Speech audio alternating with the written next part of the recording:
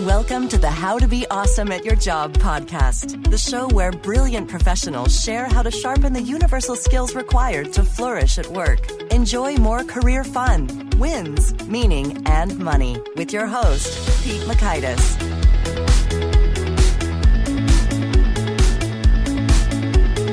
Hello, and thanks for joining us here with episode 84 with Jolene Blackbourn. Jolene is a mentoring enthusiast and has actually refused some promotions along the way to keep that going and serves as, quote, just a lawyer. But she's just a lawyer who's picked up some great tips along the way, which she generously shares with us. So you're going to learn, 1, what you think you know about your job, but actually don't. 2, how not to add a task to your to-do list.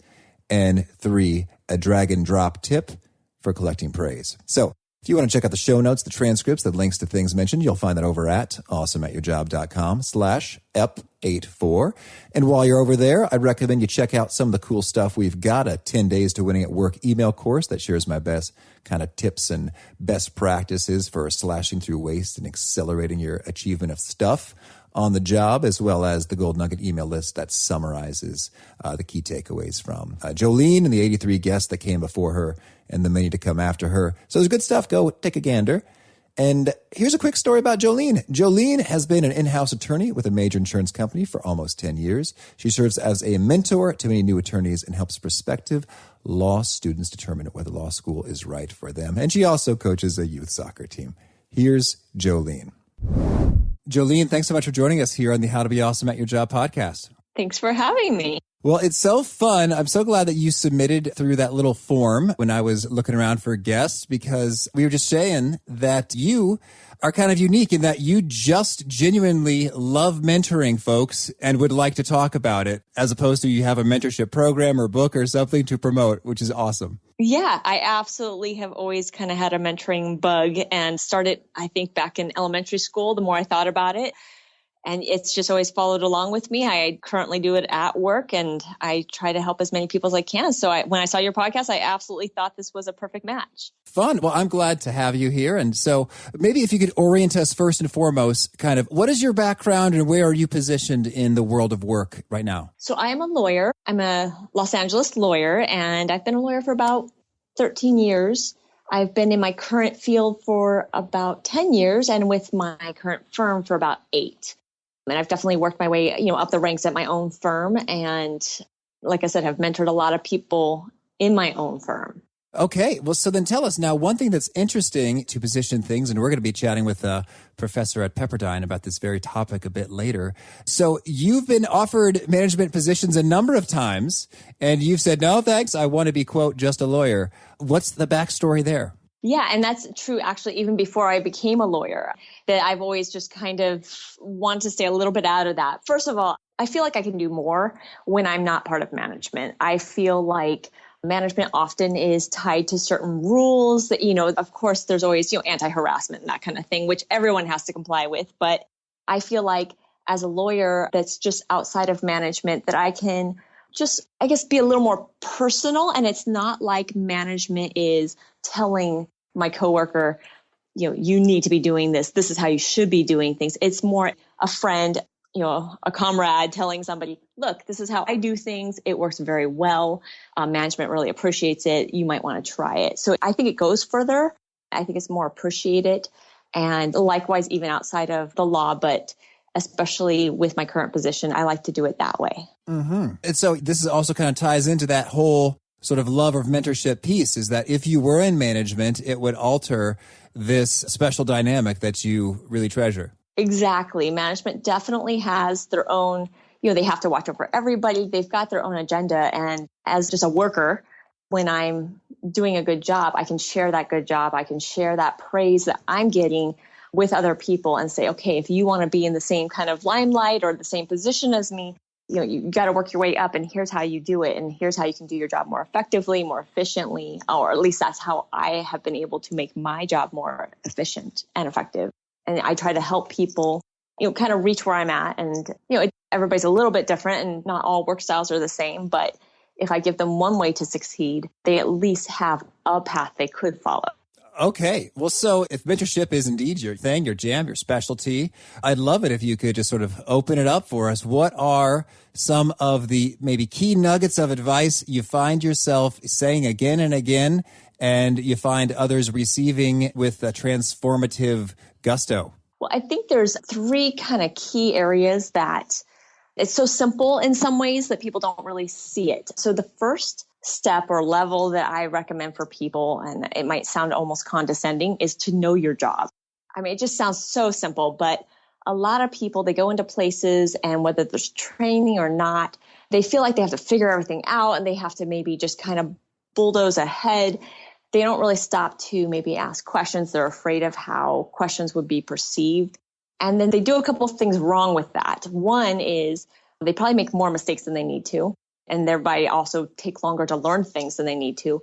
But they also don't get to know their coworkers very well. And if they're asking questions, especially in the beginning, people expect questions. If you take time to ask each person a different question, you have a million questions and you just go from person to person, you find out who's personable, who doesn't like to be bothered. You get to know what they know and just what they're like. And by that route, you are really placing yourself in that company. You're really learning when you do have a real problem, who you can go to, who you shouldn't bother. And you get to know the atmosphere really well. So it just really secures your place in the company. And it also makes sure you're doing your job right. And even for people with experience in their field, when you change companies, when you change law firms, everyone does something different. You need to know how your new company handles different problems. And so you still need to be going person to person, asking for that advice and making sure you're doing your job correctly according to your company. And could you maybe open that up a bit when it comes to know your job? That sounds like, yes, that is definitely something we should do. We should know, we should tackle. So what are some ways you see folks sort of fall down on this? It's like you'd think they would know their job, but in fact, there are some gaps because they're making some key missteps. What are those? Yeah, so some of the missteps I see is people, first of all, they don't attend training that may be provided. It's presented perhaps as optional. Okay. And so they think I'm busy, I'm still learning the ropes. I don't have time for that. Or even, I've been here a while. I don't need that. But what they don't realize is a lot of times that's really where you, again, not only learn more, but it's that key interaction with other people and you find out who knows what. I think that's really where people kind of fail to learn is you need to know who knows what. If you're assigned some kind of mentor to kind of help you with your onboarding and that kind of thing, that person may not be the best person for you to communicate with. You may not have the same style. And people start to feel stuck. They don't feel like they're fitting in. They feel like they have no one to go to when they do have questions. You really need to branch out, and people don't do that very often. And so one way to do that is to attend different training sessions, things like that, meetings, to find out what does that person know versus that person. And really that way you get to know where the skills lie. And then that way, if you have a certain problem, you know who you can go to, who the best person would be to go to. Okay, so you're saying know your job is bigger than executing the task in front of you, but rather having a robust understanding of the whole kind of ecosystem of characters and players and what they know well, what they don't know well, who you should go to under what circumstances. And that is an essential thing to be developing along the way instead of passing up little training opportunities like, oh, no, I'm too busy for that. Absolutely. And what I find is, having practiced for several years, I'm still learning. It's always, a developing thing. And what I find is even just something as simple as, making sure I say good morning to people and stopping by to know, what they did that week. And even that, you, again, get to learn what the person's like. And sometimes you divert into work-related things. And again, you learn who you're going to go to for certain types of problems. It really can help you just accelerate your knowledge and obviously then your position eventually, because you have the inside track on, well, this person has experience in this versus that person has experience in that. And even when people come to you for advice at some point, you don't know everything. There's nobody that knows everything. And so, for example, in my field, if there is a claim that involves the death of somebody, I can say, hey, I haven't dealt with that, but I know that Mike has, and you should go talk to Mike. And so just even knowing where to refer other people remember that, they appreciate that, and they know, hey, she knows who to refer me to. So she may not know everything, but then she can refer me out. She knows who knows what. And that's a skill in and of itself. That's the base level. That's the very first thing, is know your job. Don't try to bulldoze your way through. Really do talk to other people. Mm-hmm. I would say the next thing that people kind of overlook is the importance of their relationship with the people below them, their assistant, maybe even the front desk person. Anyone that is there to support your position is really key in you being good at your job. If you have a direct assistant, somebody like a secretary, again, building that relationship of, hi, how are you? What did you do this weekend? First of all, it creates the goodwill. The next thing you need to do is kind of figure out what they do. If they're setting up appointments for you, when you set that task for them, what can you give them that makes that task easier and more efficient? If they're able to do their job more efficiently instead of going back and forth with you, they're going to appreciate it more. They're going to speak more highly of you. She makes my job so easy. She helps me get more done. That makes her look good. And so in the secretarial pool, you're going to be praised. So then other secretaries are going to hear this and they're going to think, wow, I want to work with that person. They sound so easy to work with. They sound great. So again, that just makes you look good. And, whatever your assistant's review standards are, if it's how many tasks they get done per day or, how fast they work, if you're helping them accomplish that goal, they're going to remember that. They're going to go the extra mile for you. They may even, sing your praises to management. And while that may not be your manager, it's going to be known by the management team that you make your assistant's job better. So people, I think, often overlook the simplicity of just helping their assistant look good. So yeah, if you don't know what your assistant really does, spend some time. Oh, hey, how can I make your job easier? Hey, I gave you that task. Is there a way you prefer I do that in the future? Anything like that can really just go a long way towards your own development in your position, but also in the company, because the company will really, thank you for just making the company run smoother. Okay, very good. Thank you. And so I guess speaking of this efficiency point, so you've done a lot of training with newer and experienced lawyers to help them boost their efficiency. So what are some of the key tips and tricks that you have shared that really make the difference for them? As far as working with the assistant and managing the efficiency on that level, clear and concise tasks with as much information as possible. Again, finding out what their job is. Going back to your own job, sometimes talking with other attorneys about their relationship with their assistant and how they work. I found that some attorneys, for example, they set every single task for their secretary to be for the next day. Well, it's not possible for your assistant to do everything within 24 hours. And for example, in my company, it's all networked. So management can jump in at any time and look at your tasks and see how far behind you are. Well, if you have 20 tasks due, every single day, you can't get to them all. So the secretary is going to start looking like they're behind. That doesn't make them look good. That's not going to make them happy with management. So when I discovered one attorney was doing that, I told them, they can't do all that. So you need to give them different time frames. They might be able to mail a letter within 24 hours, but if they have an ongoing project like setting an appointment that requires calling multiple people and it's going to take several days because not everyone's sitting at their desk, it's already going to be past due almost the moment she starts working on it. You need to give her, a week or 2 weeks to get that set. And if it's really urgent, then you need to also communicate that. But if it's just a typical set an appointment, you need to give her a further out deadline. Now that's interesting. So are you kind of working with a particular sort of like a task management or coordination application there in which it asks for a field, do, and they just don't even think, they just say now?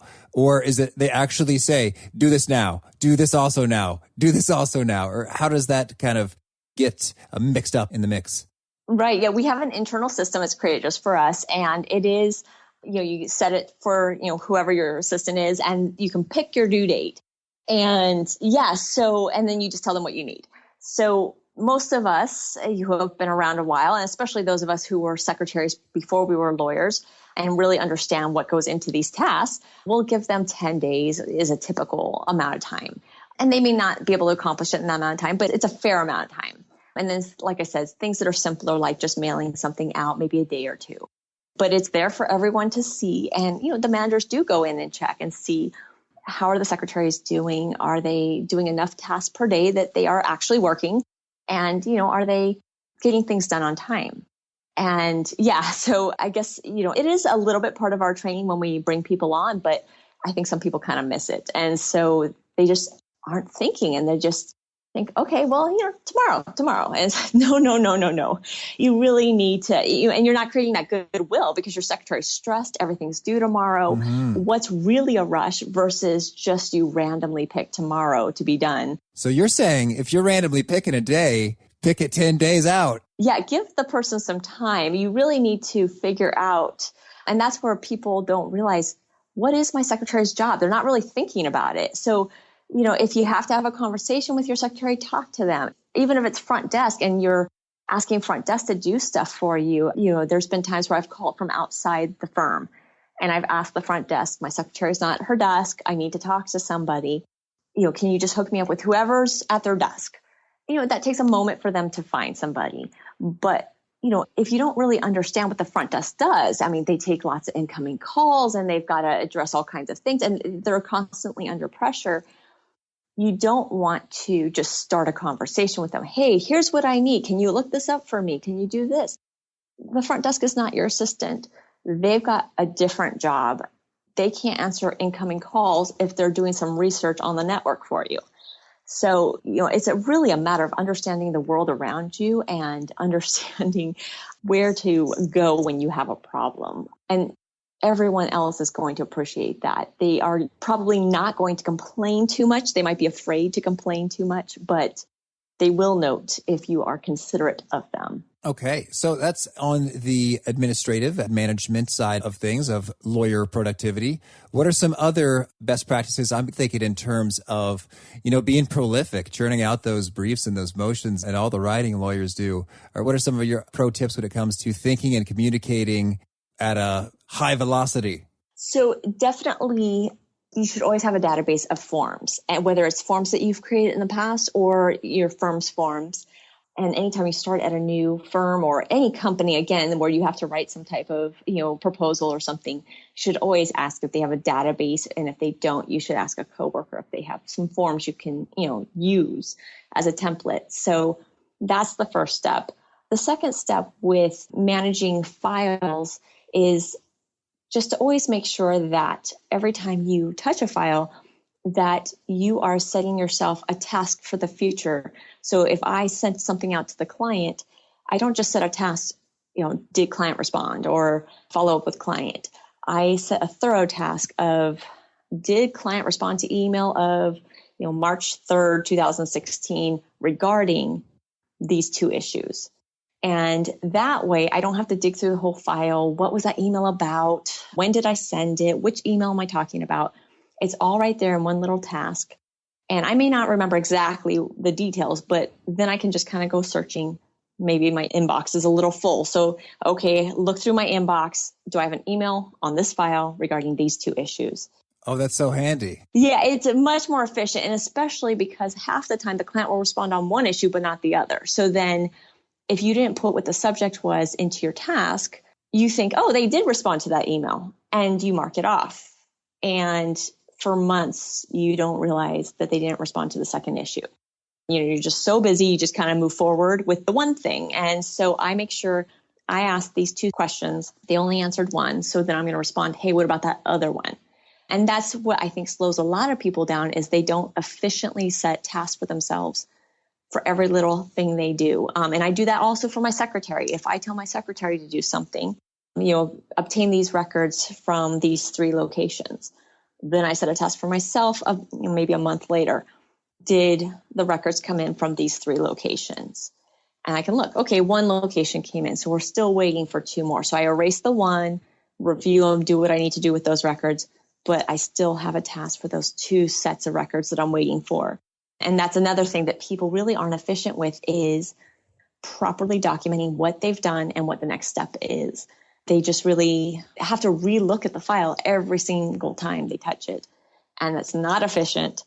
And it can lead to things falling through the cracks and just, errors. So, and everybody's system's a little bit different, whether it's through paper or electronic, within whatever your company system is.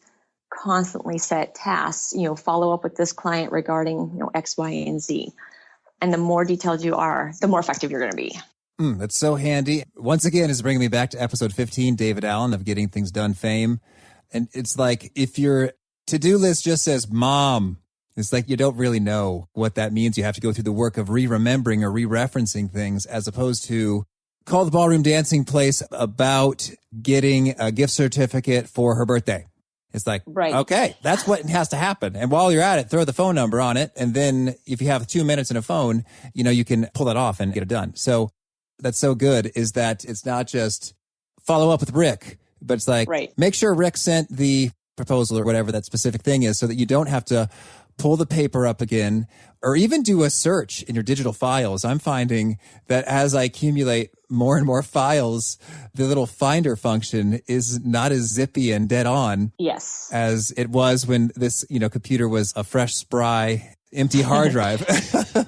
Yes. Well, and for a lot of lawyers, each company is slowly converting into paperless. And so it's a really difficult conversion, because if you're used to flipping through your files through paper and you've got a diary system through that, or you just leave a top sheet in your file, this is the next thing to do.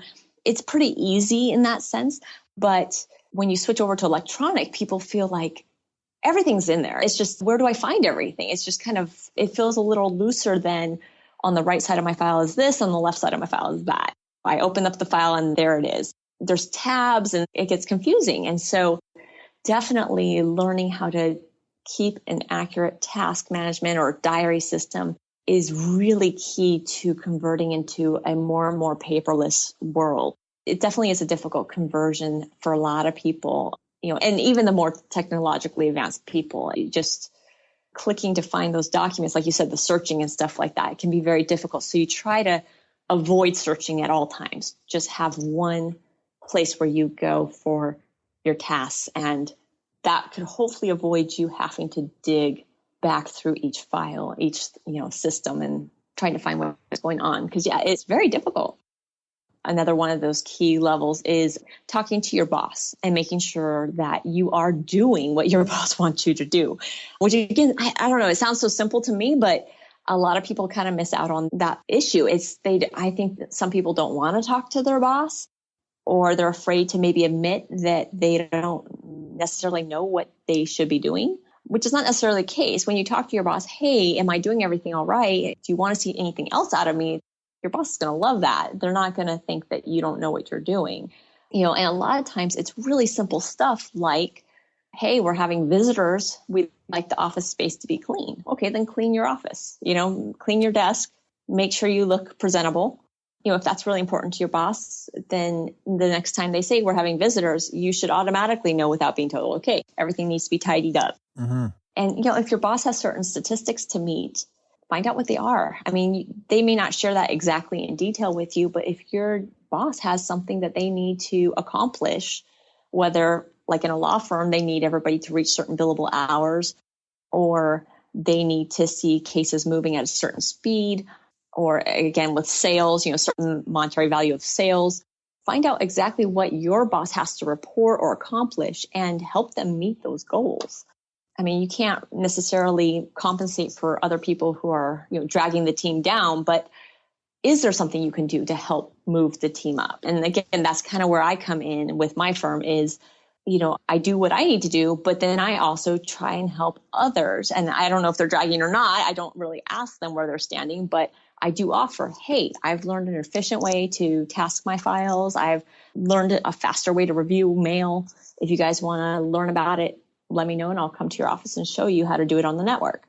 And that's just something that, helps my manager reach her goals by helping everyone else reach their little mini goals within her overall goal. Okay, very good. So You are talking to folks about promotions and they want to get their promotions. And I'm guessing you're going to say it boils down to just a lot of these sorts of activities. If you do them and you're more likely to get promoted, and don't do them and you're less likely to get promoted. Is there anything else you want to convey in the kind of progression game that you've learned? I think people don't document properly the praise that they receive throughout the year. And so if you have annual reviews or just sporadic reviews, people aren't necessarily prepared to fully fight for the raise, the promotion, the money. What I do is I have an email inbox. I title it every year, Praise 2015, Praise 2016. And each year I drag and drop into that folder all the praise I receive. So if I had a good trial result or an excellent settlement, our trial results are reported to management. So they might say, yes, good job, whatever. I save it. It doesn't matter if it's a really simple good job. I don't care. I put it into the praise. If I have an amazing settlement, I sometimes flat out shamelessly share it with management. Hey, I just want to share this amazing thing that happened. And again, if they just say good job, whatever, I drag and drop it. If, sometimes they'll send it to their managers and that kind of thing. Any praise I get on that chain, I send into that praise folder. I also try to encourage both with the clients and with the other people here, whether it's, again, my assistant or somebody who's helping me out on a file. I constantly send praise emails to management. And I just say, this client really went the extra mile. I really appreciate what they did. Because of them, I was able to do X, Y, and Z. Hey, my assistant, she dropped everything and helped me today. It was a rush. I just couldn't control it. And I know she was really busy today, but she really came through. And I constantly praise people to management. Again, it keeps that positive rapport throughout the office. It also makes them more likely to praise you. Mm-hmm. So if somebody helped me, hey, my kid was sick. I had to leave. I had a hearing in the afternoon and I couldn't go and pick up my kid. This person at the last minute agreed to take that hearing for me so I could go pick up my kid. That's a praise email. And then they'll remember, hey, Jolene jumped in and helped me with my thing. And they'll reciprocate. Instead of just it being between the two of us, it's now between us and the management. And so again, I just drag and drop all those emails. And then when it comes to review time, I'm able to list, I received praise from a really difficult client on this one case. I received these positive reviews from upper management on these trials. My secretary praised me for, whatever. And so it just adds to the list. And, some of it might be kind of silly even, but I just throw it all in there. They can roll their eyes at it if they want to. That's up to them. But, I do have obviously my good work deeds, but then I just throw in all the praise. And that way I don't forget any praise. And if the praise is verbal, I will email it to myself. I will say, this person said on this day, yes, this thing. Yeah, it's completely ridiculous, but I never forget any praise. I just drag and drop it into the folder. And if I feel like I can use it in any way, I just throw it in there. And I leave it up to them to make that decision. If, that's kind of silly, whatever. But, I don't share those emails. I just list the things. Because it would be pretty silly to share my own email to myself. But you probably selectively quote them, I imagine, as you're compiling that. Like, so-and-so was very pleased and said, wow, Jolene, you blew my mind, or whatever. Yeah, exactly. Yeah. And again, another reason to keep those emails is that, if they ever did want proof of anything, a lot of times they are on half of those emails, but, if they ever want proof of anything, I do have it. But I just more generally, at least for our company, I can just state these people praise me for this and that. But always keep any proof. Oh, that's so good. That's also reminded me of back in episode 23, Michael Kerr was talking about having a humor first aid kit. But now you also have a praise first aid kit. If you're like, no one appreciates me in this job and it sucks and rah. Definitely, you got to have your little humor box too, because, people who've been around a while, they really do appreciate, and, people come and go and you say, oh, I remember that person. It's a lot of fun. It's, definitely the praise inbox and then the humor inbox as well. Oh, that's so good. Thank you. Well, now you tell me, is there anything you particularly share in terms of quick tips when it comes to giving and receiving mentorship? Specifically, when someone says, will you be my mentor? Or often more subtly, it's like, oh, hey, I'd love to bounce some things off of you from time to time. What are some key things in terms of do's and don'ts, both on the giving end and receiving end of mentorship? So definitely when you're asking for advice, first of all, make sure they're available. Ask if now is a good time or when would they be available. Also, even if the company kind of offers, hey, we'll have somebody handle that for you so you can see how it's done, don't presume something like that. Ask, hey, I have this thing I need to do. I'm not sure if I'm ready to handle that or not. Can you look at it with me and help me? Then they can offer. I can also do it for you, but I think you're ready. So here, let's talk about it. Because I have had people just try to dump it back on me. And I just, no, that is one thing I will not accept. I will spend 1,000,000 hours helping you prepare for it. I'll go with you and watch and make sure you're doing something right. But if you just try to say, I'm not ready for this, you do it. No, I will not do it. Okay. And I've gone all the way up to management on that before, just saying, I'm sorry, I don't accept that. And since I do have the reputation of a mentor, I've been able to get away with saying no.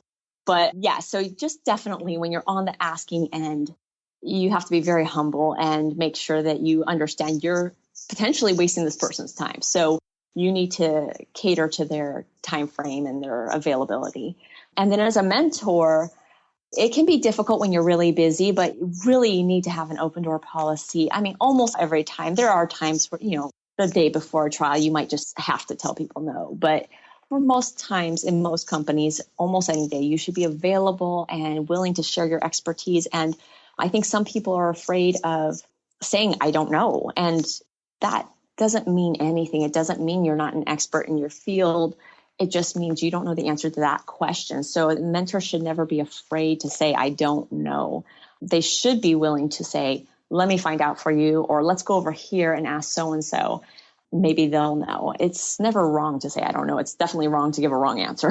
Well, that's so good. Thank you. Well, you tell me, Jolene, is there anything in sort of this last minute here or so that you'd like to convey before we shift gears and talk about a few of your favorite things?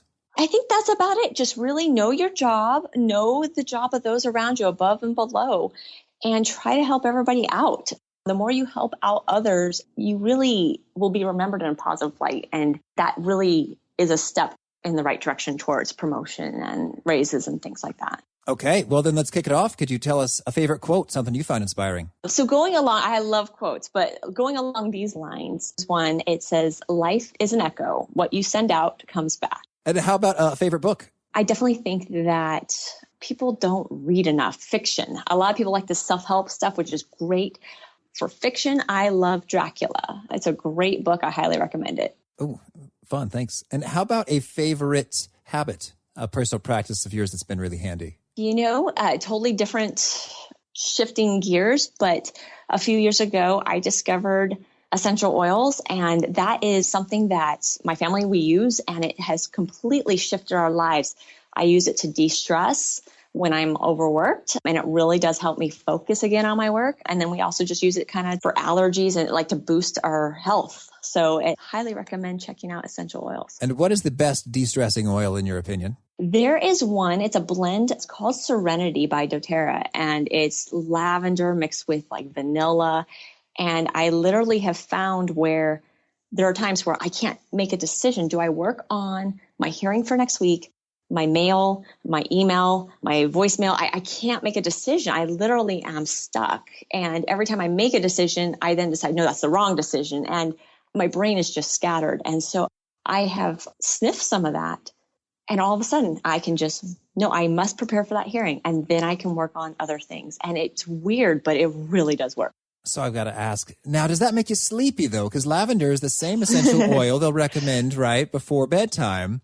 So it's like, I don't want to be sleepy. I just want to be de-stressed and focused. So can I have my cake and eat it too? Or what's the story here? Absolutely. It's just a relaxer. So, unlike a sleep medicine or something like that, you can use it at nighttime. It won't conk you out, but it'll help you relax enough to sleep. And the same thing, it'll relax you enough to slow your wheels in your brain and focus on what you need to do. Okay. I've got one more. If I'm sleepy in the middle of the workday and I don't want to be, do you have an oil for that too? Yeah, definitely. Peppermint's a good one to wake you up. I love the combination of peppermint and orange. It's really uplifting, the combo. Very good. Well, thank you.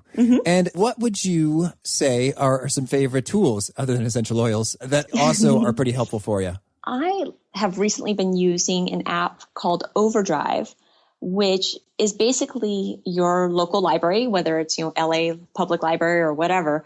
And you can check out any books you want on your Kindle, your phone, whatever. And it's great because I have a tendency to not return my books on time. So this automatically returns the books in 21 days. So you can just read anything you want and you can return it manually or it'll do it for you. But literally the whole library is open to you. Oh, thank you. And would you say you have a favorite little nugget or tidbit that when you share, folks really seem to nod their heads and take notes and take it to heart in your mentoring conversations? There are a couple of key, I would say more theories, I guess, or different pieces of advice that have been more popular than others, I would say. Aside from like what I do actually at my work, outside of my work, I have given many people advice on whether or not they should go to law school at all and whether they're choosing the right law school for them. And a lot of people fail to really take the time to address that when you're going to spend about $200,000. It's amazing how little thought people have before they go to law school. They just think, well, I want a higher level career and I want something prestigious and I want to make good money and I kind of interested in law. And so I want to help others. And so they just think I'm going to go to law school and they don't really think about all the factors that go into it. And so I've actually helped quite a few people with that decision. So that's something I've done outside of work that's been interesting because people really are taken aback by some of the advice that I give them on that. Oh, interesting. And if folks want to learn more about you or get in touch, where would you point them? I'm on Twitter. I think that's a good place to find me. On Twitter, I'm Jolene and Oils.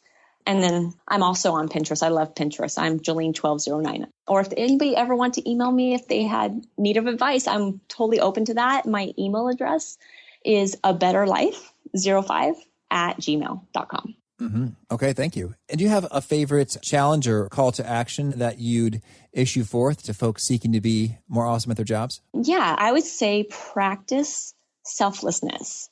Just stop thinking about what you need to do to get ahead.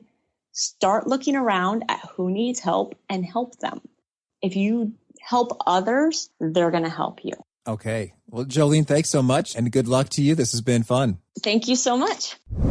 I hope that many, many praise folders are being started or revisited to have a little pick-me-up if you've already got that going on. So make sure you don't lose that good stuff. And if you don't want to lose any of the good stuff you heard about from Jolene, you can find the show notes, the transcripts, the links to items mentioned over at awesomeatyourjob.com/ep84. And I hope if you haven't already, you'll punch the subscribe button so you won't miss hearing from folks like our next guest, Prescott Perez Fox. He's got all kinds of fun tips for staying creative and in a good groove associated with your productivity and churning stuff out. So hope you'll join us then. And until next time, peace. Thanks for joining us for today's episode. To get the most out of this conversation, visit awesomeatyourjob.com to find today's show notes, transcript, and infographic summary cheat sheet. For more entertaining professional skill sharpening, be sure to subscribe to catch the next episode of How to Be Awesome at Your Job.